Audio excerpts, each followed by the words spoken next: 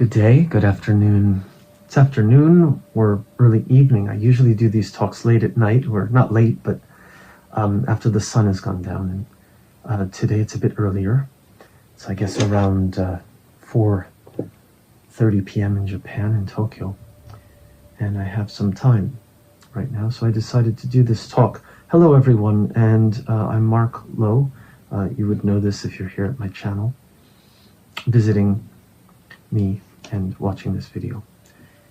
And today's talk is actually not solely about music. I decided to just talk about some things that have been swirling about my head, and what I really want to focus on kind of is the connections between, well, art and music and creation and life. The lives that we lead. And within that sort of mix, I want to talk about sort of solitude versus, being with other people, around other people, being together. This was something I talked about a lot last year because of the corona pandemic and sort of lockdowns or semi-lockdowns and sort of the necessity of staying, alone, and now this has settled down quite a bit, hasn't it? And in Japan it has, and I know in America it has, and other places it has, in Europe. And so we're now trying to reacclimate ourselves to being social creatures again. Not that we were not social creatures in 2020 or 2021, but we were sort of forced, if you will, to take a step back from this, and we couldn't party as hard as before. We couldn't, or we had to wear masks even when we were around people, and still now in Japan people are wearing masks. Even outdoors, the government has said it's okay to not wear a mask at this point if you keep social distance, and still everywhere you look, it's like 90+% of people are wearing masks in Japan, in Tokyo. I see around me, it's almost everyone, and certainly indoors. And I teach at university, and we are basically required to wear masks, everyone, the staff, the students, teachers, etc. But I don't want to focus on COVID. COVID has now, as I said, it's sort of petering out, or it's less dangerous. I mean, it's with us to stay probably, right? As a kind of the new cold or the new flu, and we have to, update our vaccine status and whatnot. But that's not the theme I want to focus on for this talk. I want to talk about, as I said, I mentioned Corona and COVID because of the lockdowns last year, or the state of emergency in Japan, and social distancing in the literal sense, but also in the sense of literally just distancing ourselves from being social, right? And now it's kind of like, well, hey, many people I know are very, very happy about the fact that we're now sort of allowed to, if allowed is the word, or we can feel safe or safer not having to take as many precautions, and we can go out and do things. For me, the best part of it, well, two things. One is work, is that I can teach on campus face-to-face with students, even though we all have to wear masks, which is kind of a bummer.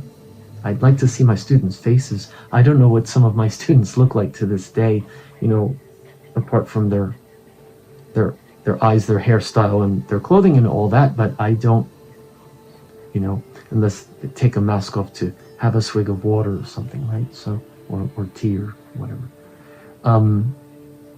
But the one part is that, right, so face-to-face is preferable in many ways as a teacher, particularly teaching subjects like literature and so on. You want to have interaction, or you want to be able to see their faces. I mean, I'm lecturing now, so that's, just me talking, which is, right, these talks I do, right, I like to talk, but at any rate, it's nice to do that. And the other part is, for me, obviously, right, this is a music channel, basically, right, playing live again, performing live, and even with, again, there are precautions being taken, there's alcohol at the door, And there are machines that take our temperatures now, and sometimes in some places you have to sign something in case anything happens, blah blah. But basically, it's opened up way more than it was last year, and even at the very beginning of 2022. I have 4 live shows this month, June alone, that's a lot. I mean, it's like what I used to do. I used to do this, this pace, when I lived in Fukuoka, but since I've come to Tokyo, this is the most, certainly since COVID. So, at any rate, and then behind me, actually, I'm showing, even though this is not solely a music talk, this is a recent live performance, a new unit that I formed, and I am going to talk a bit about music.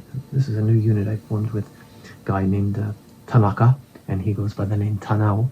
So it's Lowe and Tanao, and maybe you've seen some of our things on this page, maybe even this live video. This is from recently, and we have another performance, our second live in front of an audience on the 10th in Saitama, coming up on Friday. So this is great, right? And in this sense, I've become more social, you could say, right? That I'm, for example, collaborating with someone, which I haven't done in a long time. I did with Goda Takeshi, right? His pen name, stage name. We did the Lower Than God project. That was done via computer. And then we performed twice only live when the corona cases were a bit lower and we could do it. But it was, wearing masks and really being nervous about it in a way. So now I'm really collaborating with Tanao, and I think this is really a great project. And actually Tanao is a connection through Goda Takeshi. That's how I met him. So actually it's connected. And they are in another unit together as a 3 Moguru, I think it's called. And I've seen them live a number of times. Kind of an ambient Sokyo improvisation unit. And Tanao and I are an improvisation unit. We perform for 30 minutes. When we get a 30-minute slot, we just perform for 30 minutes, and what happens on stage. Obviously, we go into the studio and we do stuff, but it's different every time. And I play parts of my songs or things I've covered, and in between I will improvise guitar, voice, and drums, and he plays the guitar, sort of like a synth guitar, kind of like a Frippertronics or a Fripp soundscape kind of sound. It's not emulating Robert Fripp, but that reminds me of this kind of an ambient guitar, sometimes noisy, but mostly ambient. Anyway, this is not, again, solely about my music, about Low to Now, the project, I am going to talk a bit about some of my recent work, including Low to Now. Very happy with this, but I want to go back to this subject now of coming back into the world as a social creature, okay?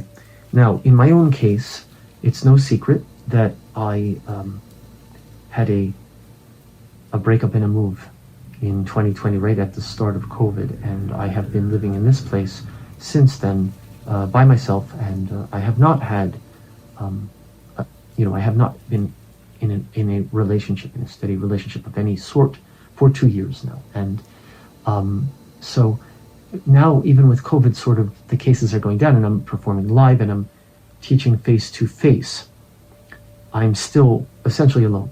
And that's an interesting thing, because when I lived in Fukuoka in particular, I was always at bars, I was always doing music events, which that part hasn't changed that much right now, it's getting back into it, but music for the sake of music, but I was always very, very social.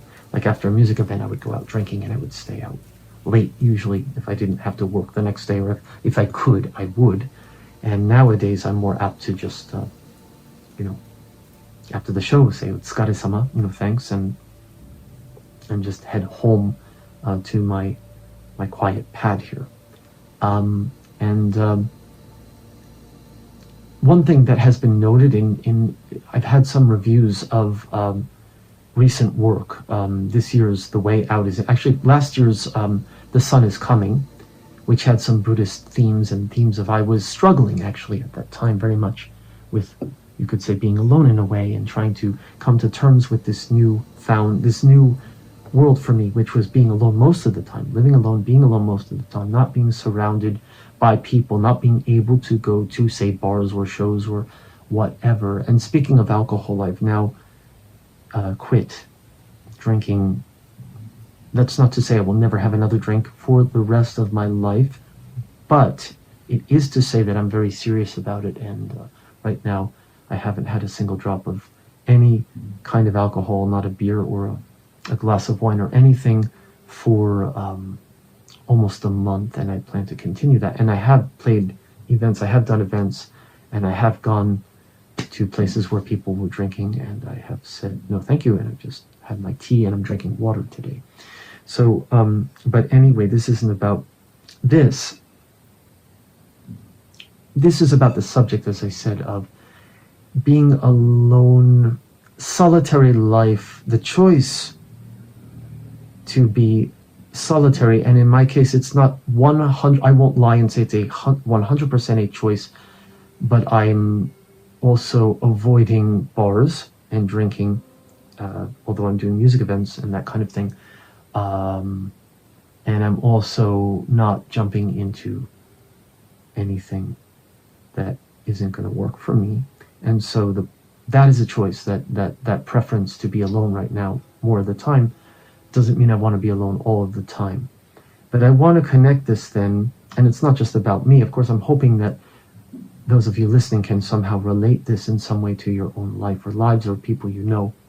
And, you know, we all have stages in our lives. I mean, I was married for many years, and I have a daughter, and I had a relationship for 4 years with a steady relationship. And so, you know, ups and downs and things change. But this has been a long stretch for me, you could say, of 2 years of no relationship and of living alone and of spending much of my time that in the past I would have been out with people. I would have been out. You see, when I was in Fukuoka, in my neighborhood, I could just go out and there were people always that I could just, you know, even go to the local, you know, bar, drinking place, a music and drinking and food and fun kind of place, and there's always someone there, right? In Japan, I was Jordan-san, I was a regular, and or just walking around the neighborhood, just walking home from teaching classes. You know, I come home in Fukuoka and in that neighborhood, and people be like, "Hey, Mark," you know, and that doesn't happen now. That doesn't happen in this neighborhood where I live in Tokyo. I'm not in a huge city-like area of Tokyo. I'm in a bit out in the country area, you could say. It's not countryside, it's developed, but it's you know, like a bit shitamachi, they call in Japanese, like a small town. And there are locals, and there are locals who go to local bars and stuff, and I've been to those bars, and I've also now decided to not go to those places and to spend more time concentrating on my music, on, you know, on this. I mean, this is, you know, someone might look at this and say, well, you know, what is this? That's crazy. Or, you know, this is my world, and this is what I do, and I love it, and I enjoy it, and so what? Now, this is the thing that I want to talk about in some ways is, you know, I mean, this is, some people say, you know, you're such a serious person, or you're a stoic person. I do have some, how can I say, philosophically, I have some Buddhist, I've been interested in Buddhism for many years, and particularly like Zen and Japanese Zen and Chinese Chan Buddhism, this kind of thing, Taoism, ancient Taoism. So those things are certainly a part of who I am in some ways, of my makeup, even though, you know, like I said, when I was in Fukuoka, I wasn't thinking about it. So, I mean, I guess those things creep into your music and your art. This is what I want to talk about exactly, you know, is the connection between our lives, our philosophy of life, and art. And if you're a creator yourself, you can relate to this. And if you're not doing your own music or painting or drawing or whatever it is, maybe you like sports, maybe you like, I don't know if you'd be watching my channel in this case, because I don't talk about sports, and I kind of doubt it, or literature, you know, and I want to I'm teaching Stephen Millhauser, I'm teaching Nabokov Vladimir Nabokov this semester. I'm teaching Sherwood Anderson this semester, and I'm maybe going to talk about them and bring some of that stuff into the conversation. Maybe. I can't promise, because this is not scripted. It never is when I do these talks. So I don't know, but I've got these books here thinking I might talk about some of these things.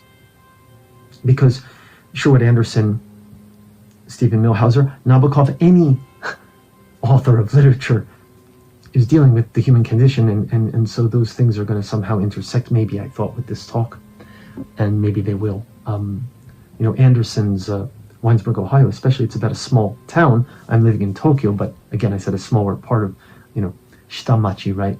Small town Tokyo, you could say.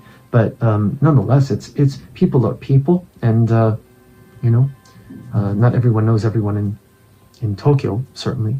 Certainly if you go out to Shinjuku and Shibuya and Harajuku and these areas, but they don't, but or whatever. But then if you go to a place like Koenji, which is a music hub for kind of, I don't want to say younger musicians, but sort of, I don't know, I get the sense it's just kind of bands, and there's a kind of community there. That's the point I'm making. I'm really actually not a big part of that community. I'm more a part of the Kichijoji community, you could say, or becoming one, because this live house Neppo is it's very like Yutero was in Fukuoka. It's a kind of alternative music friendly place. They do all genres. They have all genres on different nights. But this kind of thing, they have the video projections that they do, and the sound is great, and the people are great. It's a great place. So I'm becoming connected with that community a bit, but I'm still a solitary person right now. I'm connected to the extent that I go there and I've gone to shows, my friend shows, Tanao, my collaborator, his Mogure Moguru, and his band, I've gone to see them a number of times. A band, they're not a band, it's a unit. It's three of them. They don't play typical instruments. Tanao plays a guitar like a synthesizer in a way, with effectors, and there's a female member who does some vocal things and all kinds of, it's like she's not really playing an instrument per se. She's sometimes blowing bubbles, and it's a kind of ambient unit, and it's improvised.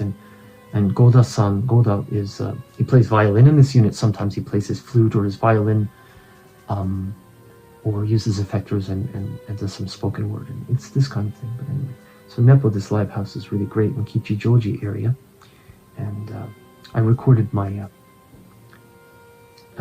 Inokashira Koen, right? The Inokashira Park is also Kichijoji, and I go out there sometimes. I like that area a lot. But even when I'm going out there, I do shows, and obviously I'm meeting some people at these shows, and they're very friendly and great. But I'm still a solitary person right now. I'm not partying. I'm not hanging out with people after the shows so much. I might go out with the closest people, like my collaborator or something, for a drink, and now I'm not drinking. Something to eat, we chat, and then we all go home before the last train, and that's it, until the next show. So this is the kind of life I have been leading, and again, I don't have a partner. I don't have a romantic partner. I don't have a friend that I meet all the time, kind of thing. Akiko Honda and I have been friends and collaborators since the end of 2020, and especially starting in 2021. We started doing our first collaborations in 2021 when I had just finished, or was working on, or had just finished maybe the Hope album, and we did our first video together for Hope. And the tetralogy became the tetralogy, which was during the Corona pandemic, and it was like, she was my lifeline in a way as a friend, because I had no one else.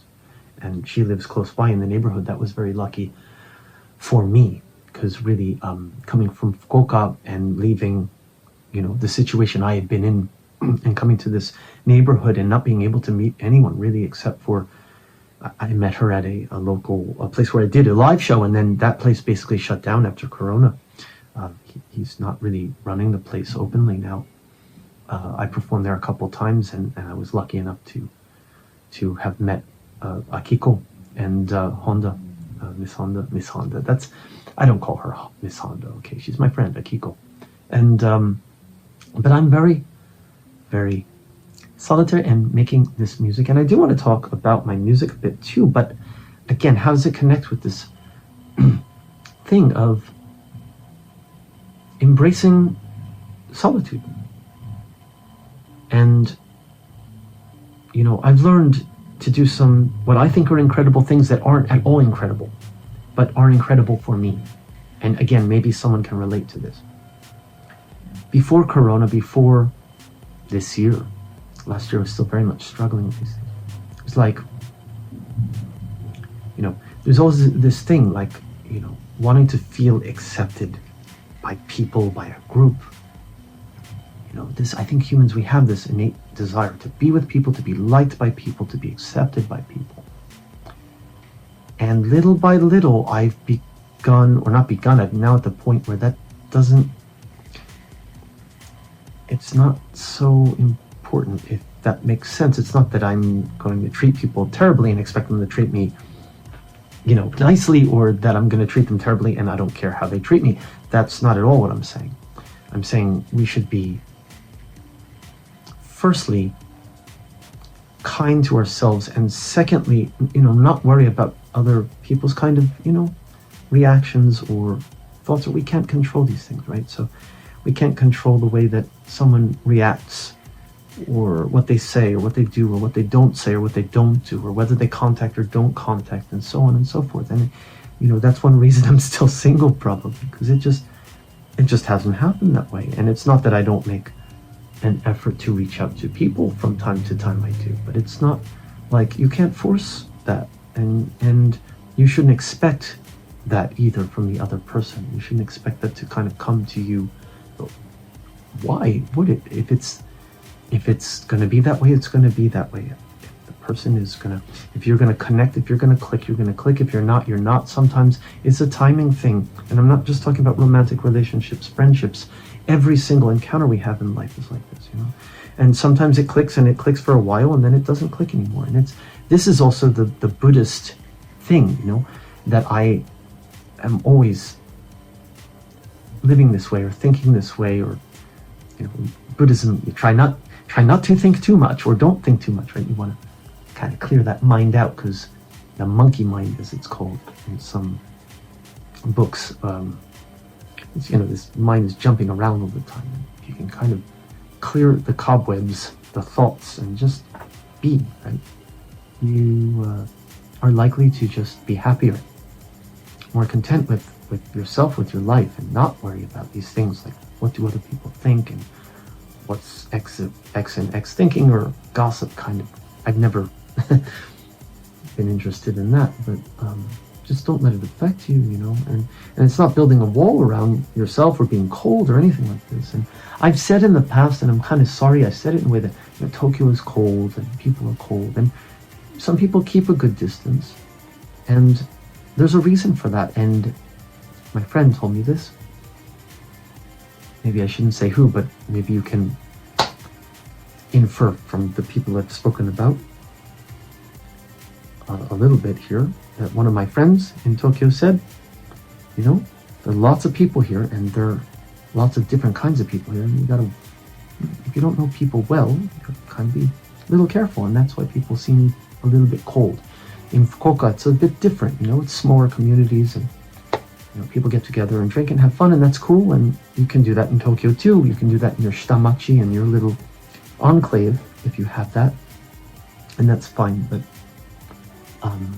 not everyone's like this, and I'm okay with this. I think I'm becoming more like that, but I don't consider myself a cold person at all. I think I'm a very warm and friendly person when you get to know me, and if I'm comfortable with the interaction, then we should have laughter and fun and joke around and be cool with each other. And also, if we're going to be close friends or have a relationship of significance, we should be open and honest with each other too, and not hide things, and not be embarrassed to talk about things and stuff like this. So that's why maybe I have less friends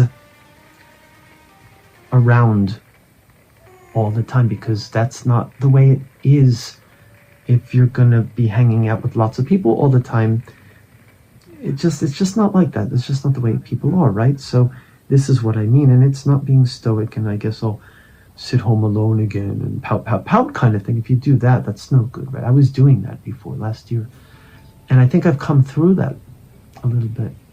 And the first album of this year I entitled "The Only Way Out Is In," or "The Way Out Is In." The way out is in. The only way out is in. And that was it, and it's a kind of meditative, and I mentioned, some people reviewed my early work. I said this earlier and didn't follow through. The Way Out Is In was reviewed. And, this guy who was the Faulkner review, and it's not the author Faulkner, his last name just happens to be Faulkner, and nice guy, he seems. I've spoken to him, over mail just a little bit, had a correspondence, and because I was very impressed by, he picked up on the Buddhist themes, very much so, in that album, and then I asked him if he would look at my latest, which is Dark Planet. I don't have the CD in front of me. Actually, it's there on the top, Dark Planet, and that's a recent album. I say my latest album, but a week, 2 weeks later, I've got a new album out, and that's that's because I'm always working on stuff, and that's because I've got a lot of how can you say, like material to work with always, if that makes sense. Because for years I just was from 2016 I was in a band, and then that fell apart kind of, or broke apart, but I kept writing my songs, and that band was really, frankly,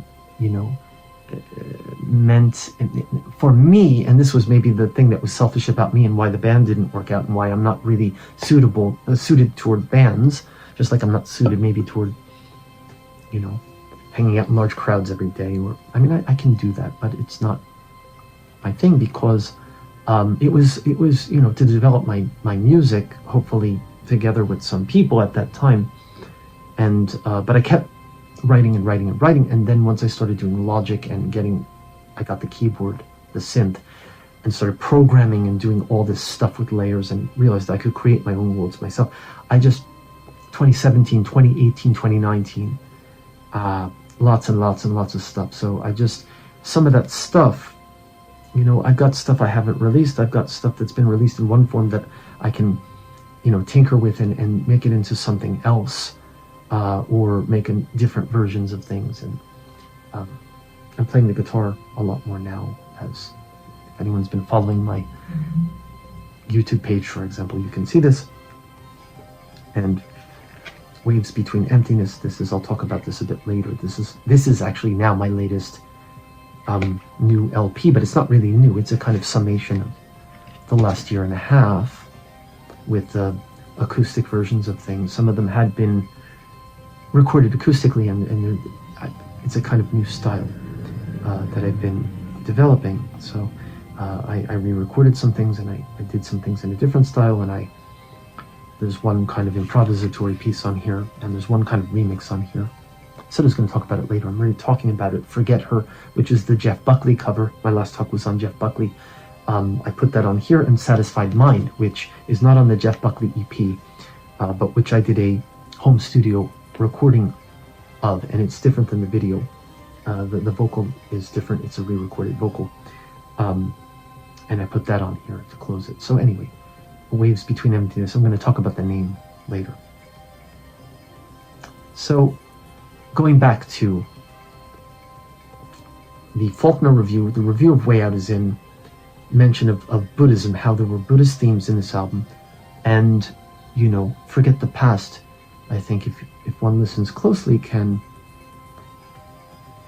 ascertain that I had been through a breakup and was kind of, maybe you could say, struggling with forgetting the past.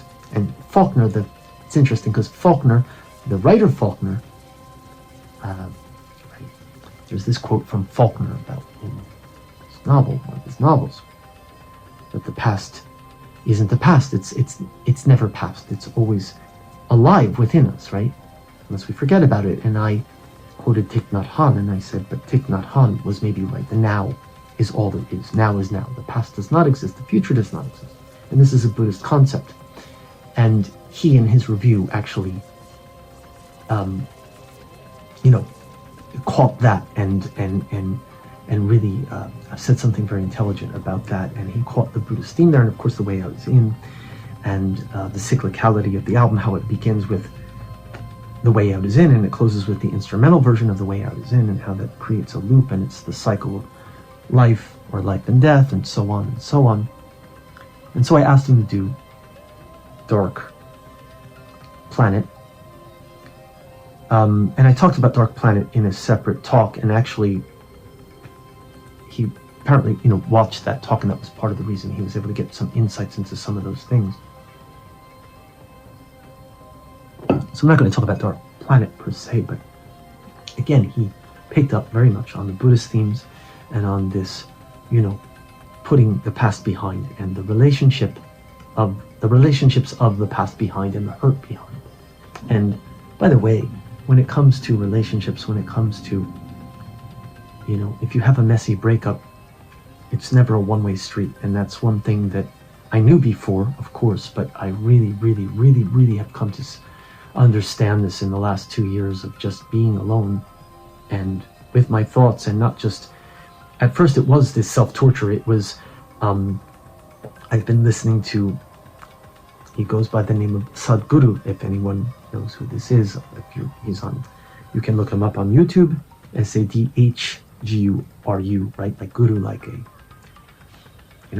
the guy is very, very sharp-witted, and actually, what I want to talk about is sharp. Actually, this is exactly what he's talking about, something being sharp, that the mind is sharp like a knife. He says, if you have a knife, you want it to be sharp, right? Because you want to cut, food with it. You want to cut a piece of fruit in half. You want to cut something.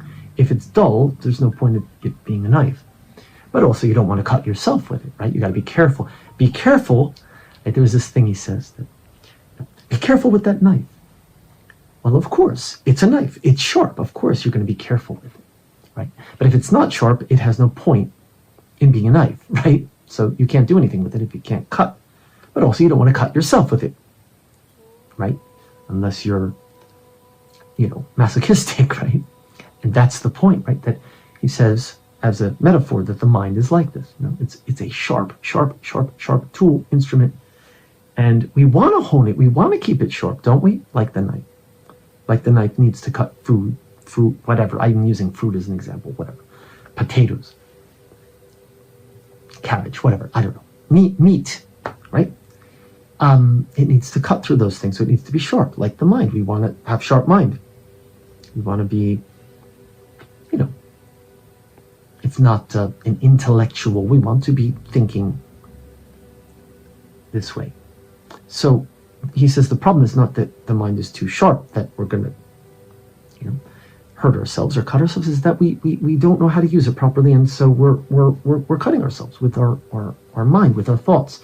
And so if you take that metaphor, it was me last year, it was me at the end of throughout 2020, and throughout last year was repeating the broken record, right? The scratch record, and it goes over and over and over, and it's this, and it's like with the relationship, and if I had, or if I hadn't, or what was this, or what was that, and questioning, and asking, and feeling guilty, and just cutting myself over and over with the sharp mind thoughts, negativity. And this also, Thich Nhat Hahn, in my video for Forget the Past, which was, by the way, 100% an improvised thing, and it wasn't even planned, this one. I was literally trying to play the song One Touch, which I re-recorded later and put on the album that followed, Infinity for Beginners. It opens the album. That's a very clean, new, re-recorded version of that on my classical guitar. On the Ibanez in Japanese, acoustic, I started playing One Touch, and I just couldn't play because I was emotionally upset. I was emotionally attached to the significance that song had for me, and It's an original song, but anyway, there's some things that connected for me. And so in the middle of it, it just went into an improv, and it ended up being like a 15-minute, and actually it was like 17 plus minutes. I actually cut like 2 minutes out of it. And then, because it was part of it, it just seemed too much, and I cut that out after I improv the entire thing also for vocals and all of that stuff. So, later obviously I mixed it and I played with it, but it was improvised. And when I decided to make a video, it's 15 minutes, and I did the full video. You can watch that on my page. It's under 2022 videos folder. Forget the past, and it opens with Thich Nhat Hahn, who actually had died like a week prior, which I didn't know until afterwards, and then that was like a whoa moment for me. Oh, he just died like a week ago or something, which I didn't know. But Thich Nhat Hahn just came out of my mouth, right? It was Faulkner, the past isn't even past. No, it's like Thich Nhat Hahn says, the now is all we have. And I found this clip of him talking about precisely this thing, like the Sadhguru thing, the sharpness of the mind, and that we're just cutting ourselves with it because we're careless or we don't know how to handle it properly. Well, the metaphor is a bit different for Thich Nhat Hahn, but it's actually the same thing, which is that we are going back to the past in this, and this opens the video, he's literally just talking, right, about this, and he says, it's like the scratched record. I don't think he uses that metaphor, but it's like, or maybe he says you replay the film over and over in your mind. I think he used that metaphor, that it was replaying the real, like the film or the role of, images, the role of whatever it is, you're replaying it over and over and over, and you're just hurting yourself over and over and over. And that thing is gone, right? The past isn't even past. That's what Faulkner means, right? The past isn't even past if you're doing this. You're replaying the real over and over, or you're using the mind to cut yourself over and over with the negativity or the guilt or the regrets or the anger, maybe, or, you feel you were wronged, for example. That's the same thing. It's all negative energy, right? And you're just cutting yourself with it, or you're torturing yourself.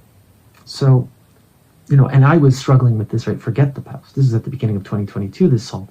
So, anyway, in the Faulkner review, he caught the Buddhist connections, and he caught this thing. And then, let me just move on to, well, what he said about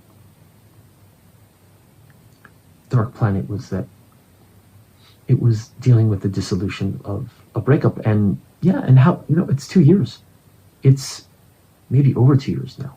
And why is that energy still, there? Why is it still present? And I think it's because, relationships run very, very deep, and you can really get hurt. You can really hurt the other person. There's no doubt in my mind that it was a mutual thing, that we both came out of it very much scarred. I don't want to say scarred, though, because you have to learn, you have to move on and stop cutting yourself with that mind and replaying the real, and forget the past. But you don't forget it, actually.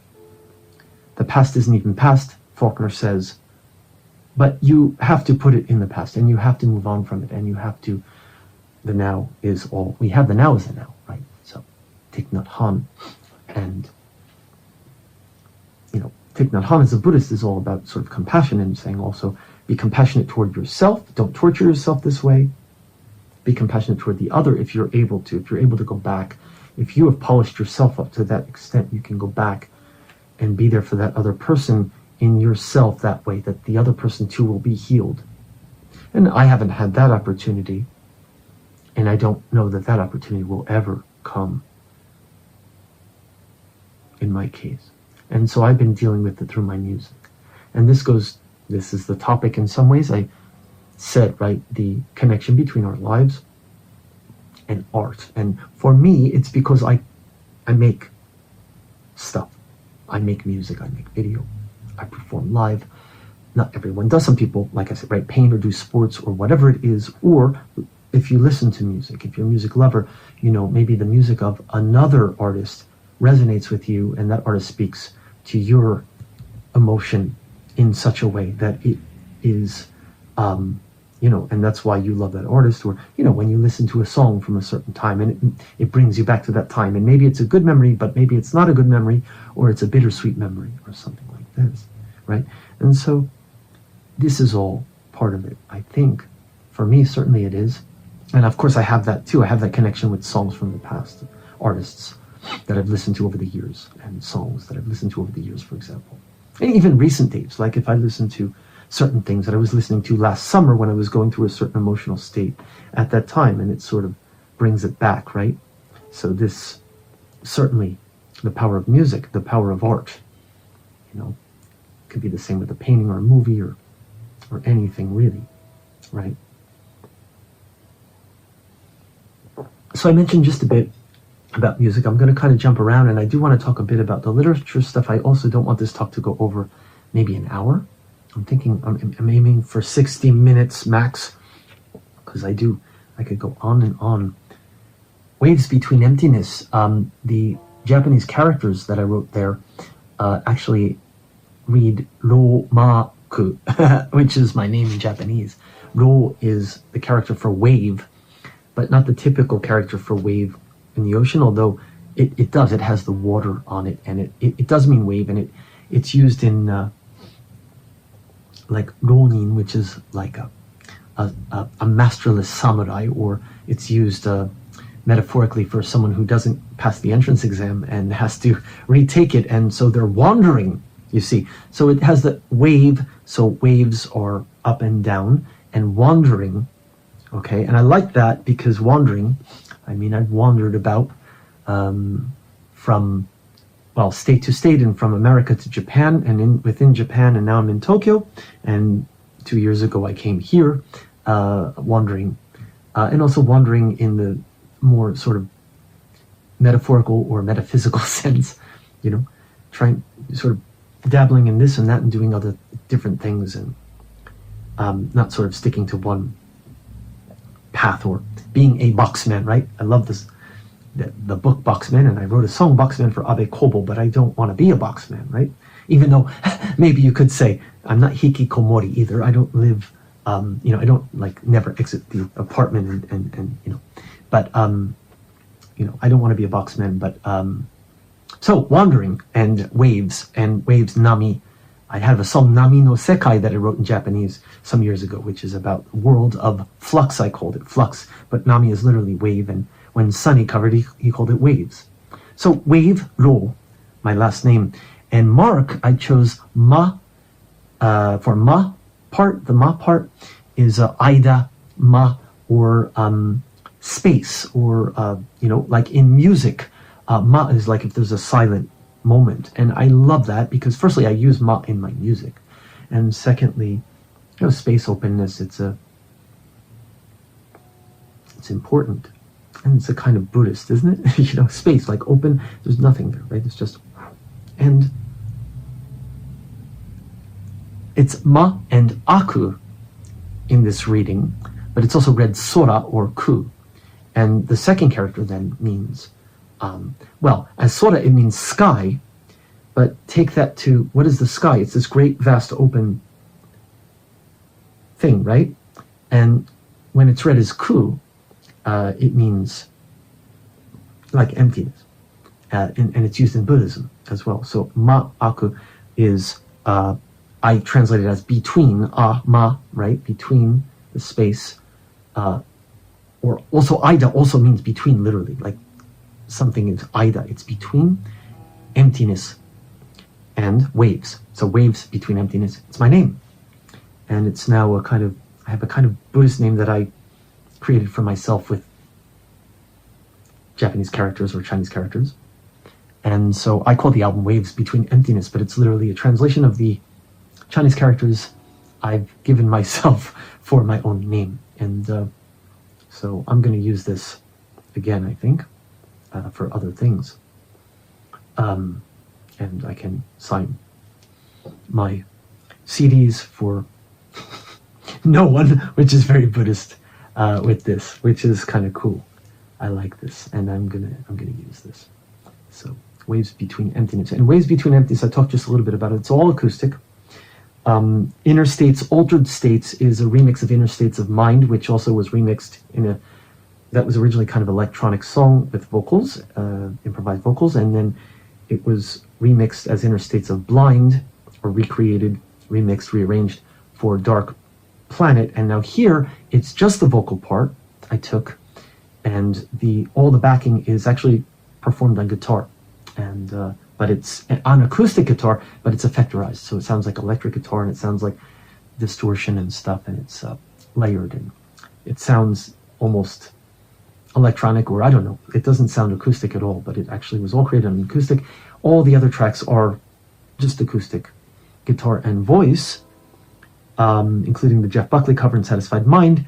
My North Star is North Star, my arrangement of the IAMX song, which appears in two different versions on Dark Planet. Here it's a slower sort of, studio recording with acoustic, and the sort of bridge is longer than the earlier version. The arrangement's a bit different, sound is different.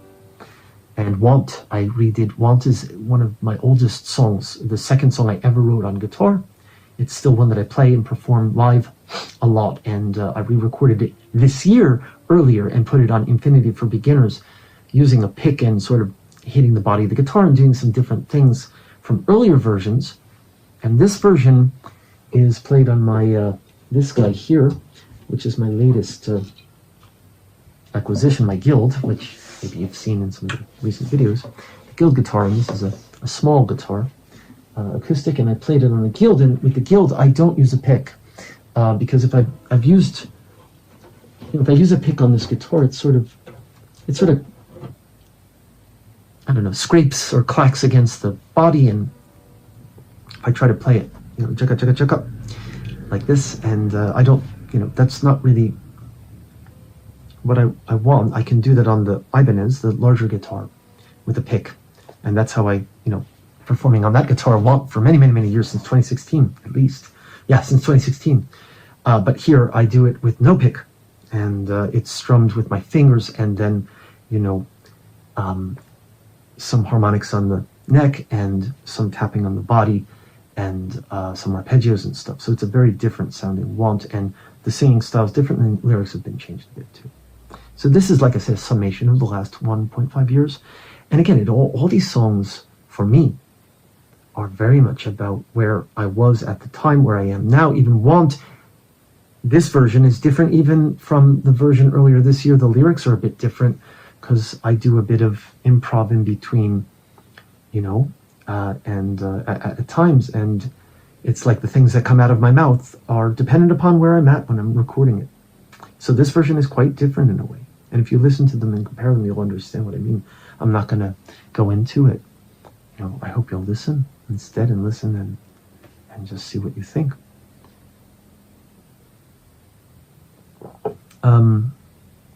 So I didn't really talk about the literature so much.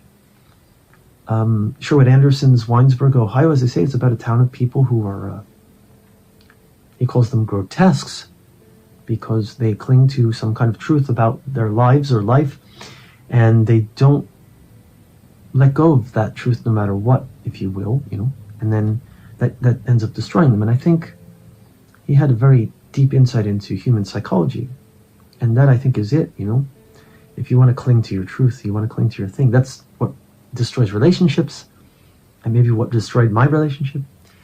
It's the reason people don't always get along. It's the reason people don't always succeed in life, so to speak, in their businesses, or in their family life, or in their friendships, or whatever it is, or they become miserable, whatever.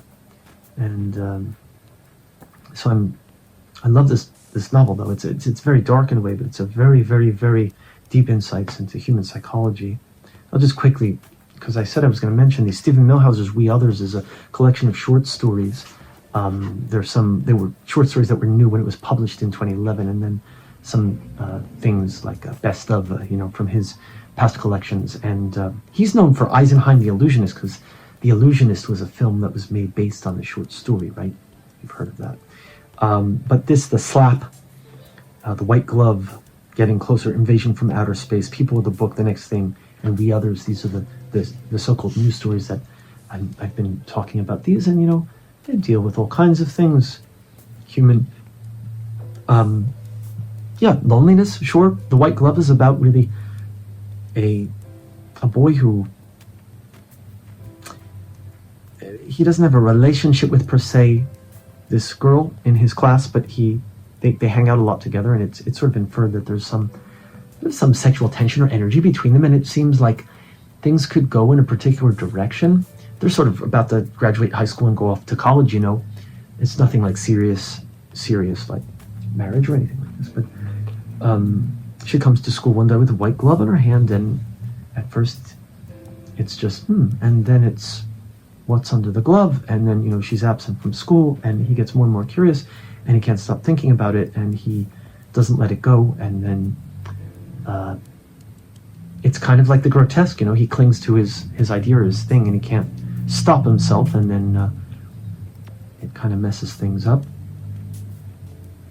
One of the other stories that is not in this collection I talk about in this class is called Miracle Polish, which was published in the New Yorker, and it's about a guy who doesn't think very highly of himself or his girlfriend, in a way, because he describes her as being kind of homely and not confident, which maybe she's not, but you get it only through his perspective. And so you can see her as stronger than him in a way, because he gets addicted, if you will, to the miracle polish, which it's nothing he's ingesting or smelling or sniffing, but he puts it on, salesperson comes around, he buys it, he doesn't think anything of it. He polishes his mirror up, he looks better in the mirror, she looks better in the mirror, everything looks better in the mirror. He can't live without the polish on all of his mirrors. He keeps buying mirrors, more and more of them. He's got a hole of mirrors in his house. This sounds like Nabokov, and I'm going to talk about Nabokov next. And then at the end, he just, the girlfriend says, you choose her or me. Her meaning the image in the mirror, or the person. And he tries to show her that he's over it. And then, read the story. I don't want to spoil the ending too much. Nabokov also deals a lot with mirrors and mirror images. Actually, we're reading Despair, which is not like the one that everyone would necessarily know. First, it's not the first Nabokov novel that, comes out of people's mouths when they say, this is my favorite, or, everyone says, right, Lolita, everyone knows Lolita, and some people will talk about, the novels that followed, like The Pale Fire, which is, it's a brilliant postmodern masterpiece, right? You've got these kind of crazed characters in Nabokov. You have that in Lolita. You have Humbert, and who is a criminal, and it's pretty warped. They're all psychopaths in his novels. And Kimbote, right? Kimbote, whatever. From Pale Fire is also insane, obviously, and the Herman of Despair is this kind of character. I chose this novel. It was written in Russian originally, and Nabokov translated it actually twice. The first time his translation into English from Russian was destroyed by the Germans during World War II. He's living in Berlin, manuscripts destroyed, and then years later he retranslated it, and that's the version that is extant, and we read in class in English, and he talks about this in the foreword. And so this version, anyway, Herman is a psychopath, and it's a kind of riffing off of Dostoevsky's The Devil, and so there are lots of mirrors and mirror images, and but this also, literature, what are the fundamental things in life that people, it's like human relations, right? Social relations. How do we relate to other people? How do we deal with this? And there's jealousy here. There's a kind of his wife's cousin, which at the time, I guess this was kind of not so taboo, but they're kind of fooling around behind Herman's back, and he kind of gets it, and kind of doesn't, or he doesn't want to admit it. And this kind of thing. And anyway, he's this kind of psychopath, and ends up doing something very bad. Again, I don't want to spoil these novels, right? If you haven't read it, it's a great novel. He's got a dissociative, like a schizophrenic dissociation where he splits, and when he's making love to his wife, he watches himself making love to his wife outside of the bed in this kind. And lots of wordplay. It's really classic Nabokov. But this isn't a talk of Nabokov or Millhauser or Anderson, but like I said, this is really, I'm just riffing, and I wanted to talk about them somehow. So here we go, that's it. That's all I'll say for now. This is me performing Satisfied Mind. That's a video also on YouTube with a split, and on this side here, which you can't see if I'm in front of it, this is Honda's, Akiko's footage, and on the other side was the footage I took myself with the camera like I'm doing now. Anyway, I'm going to sign off soon. This rose, you may have noticed there's a Telecaster here. I left it here. I did my Jeff Buckley talk. My Telecaster was here. This rose I bought today. Why? Not a rose for Emily. Speaking of Faulkner. Is it Faulkner? Yeah. So it's not for Emily. It's for Mark. It's a rose for myself. It's, why not? Because I don't, I'm not going on a date. I can't buy a rose. I want to have a rose in my room. It's, in US dollars, it's like $2.50 or something, right? 220 yen, 220 yen. So I bought a rose, and, like in Buddhism, right? It's impermanent. I said that to the guy at the place. I said, mujo, which is impermanence. And he kind of looked at me like being philosophical with the guy selling me a rose. That's the kind of person I am. Maybe that's why I spend a lot of time alone, because I have a slightly different sense of humor. And that's who I am. And be happy with who you are. That's my message. And don't worry about what other people think of you or say. Who cares? And you can't control that anyway. Just be happy and live day to day and live in the moment. Don't forget the past. You can't forget it, but don't keep it alive if it's not useful for you, And even like, the sweet memories, how nostalgic, and blah, blah, blah, and the good old days before Corona or whatever. Rubbish. There's only now. And we can only do what we can do today, so.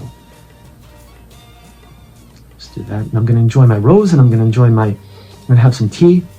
I'm not drinking alcohol at all anymore, and I'm going to make some CDs for some friends, because I printed out some stuff to cut up I make my own handmade with black cardboard, inserts. I don't like plastic, although CDs are plastic. And that's it. And it's raining outside, and I'm in here. And have a nice day, have a nice evening. Signing off, Marc Lowe, Tokyo, Japan, and peace. Thanks so much for your time and concentration and support. And I'll see you soon. Thank you.